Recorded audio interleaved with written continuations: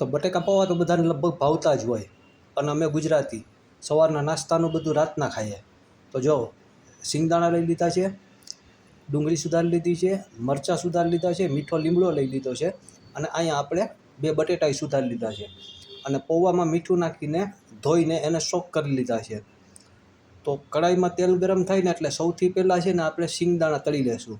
તળીને કાઢી લેશું. પછી એ જ તેલમાં રાઈ નાખી દેશું અને જીરું નાખી દેશું, અને એના પછી કાંદા, મરચાં અને મીઠો લીમડો નાખીને થોડી વાર પછી નાખી દેશું આપણા બટેટા. હવે બટેટા પાકી જાય ને એ માટે થઈને આપણે એને થોડી વાર ઢાંકી રાખશું. મસ્ત બટેટા આપણા પાકી ગયા. હવે એમાં નાખી દઈશું આપણે હળદર, મરચાંની ભૂકી, ધાણા જીરું, અને એને કરી લેશું મિક્સ. અને એના પછી આપણે એમાં નાખી દઈશું આપણા સોક કરેલા પોહા. એના પછી ઉપરથી 1 ચમચી ખાંડ અને 1 લીંબુ નીચવી નાખશું, અને નાખી દઈશું આપણે આપણા સિંગદાણા. તો મસ્ત મજાના આપણા બટેકા પૌવા તૈયાર થઈ ગયા છે.